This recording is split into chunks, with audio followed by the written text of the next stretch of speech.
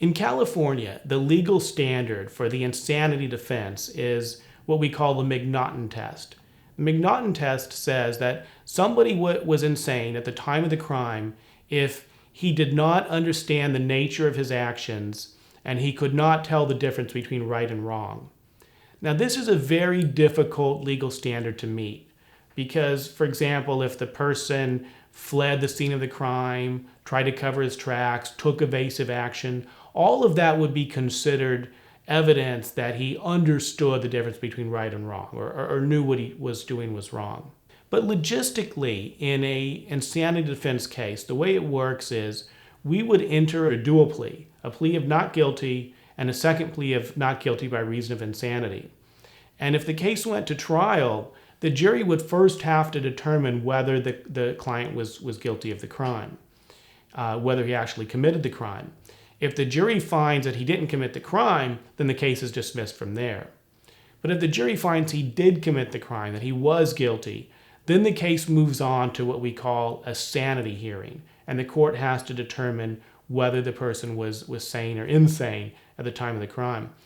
If the court determines that he was insane, if that defense is successful, then instead of going to prison, the person would be committed to a mental facility until such time as he regained his sanity. Now, the other way that this can work is sometimes we would simply enter one plea of not guilty by reason of insanity. And that might be in a situation where it was totally clear and obvious that the person committed the crime, but clearly had mental defects.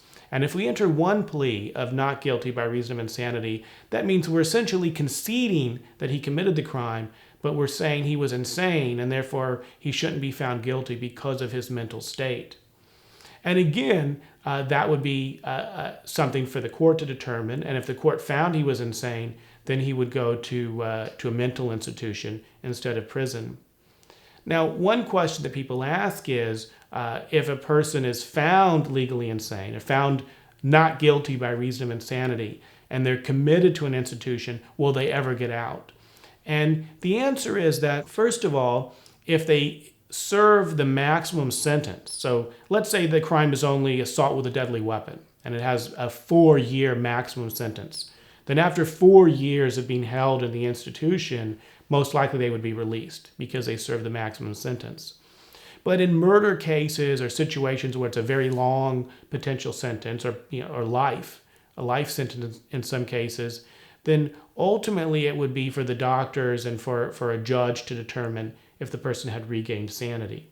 But rarely in very serious cases does a person ever get released from the institution. I'm former prosecutor, now criminal defense attorney Neil Shouse.